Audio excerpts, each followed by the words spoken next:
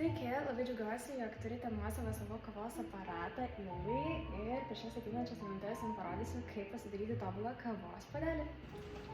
Tai pats pirmas dalykas, kurį reikėtų padaryti, tai yra nuimti vandens bakelį, kuris yra lokuotas jūsų kavos aparato gale.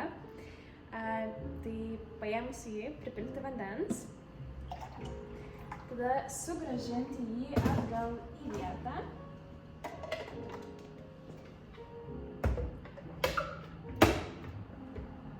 Ir iš tiesų labai rekomenduojame pilti filtruotą vandenį, kadangi jūsų aparatas tarnaus ilgiau ir kavos skonis bus daug geresnis. Prijungus aparatą reikėtų paspausti vieną iš šių esančių mygtukų. Aparatas pradės mirksėti, jeigu jis yra šildomas, ir kai jisai pradės nuolatos šviesti kaip dabar, reiškia, aparatas yra įšilęs ir galite jį jau naudoti. Kai aparatas jau yra įšilęs, reikėtų padaryti į vieno puodelio pravalymą ir reikėtų tiesiog paspausti bet kokį esantį mygtuką, kad jis tiesiog prasivalytų. Ilgai turi 3 tipų kapsulės, tai yra filtrinė, lungo ir espresso. Jas padaryti reikėtų, pavyzdžiui, espresso tai yra su šiuo mažuoju puoduko mygtuku, o filtrinė ir lungo yra daroma su didžiuoju mygtuku. Kai gaminate pirmą lungo arba espresso, turėtumėte užprogramuoti tam tikrą laiką, kad pasidarytų geras kavos puodelis.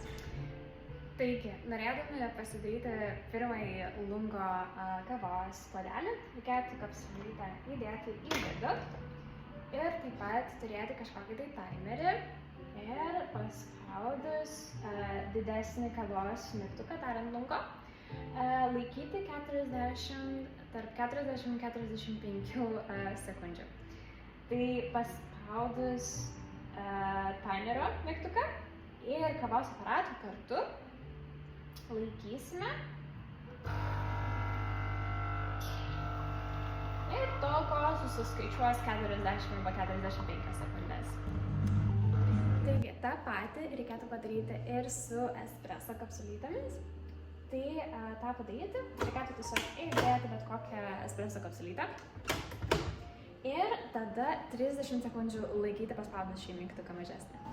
Taip pat pabaigai norėčiau parodyti jums, kaip pasidaryti latę namuose. Tai jums prireiks šio Ilgai putos pieno plaukiklio.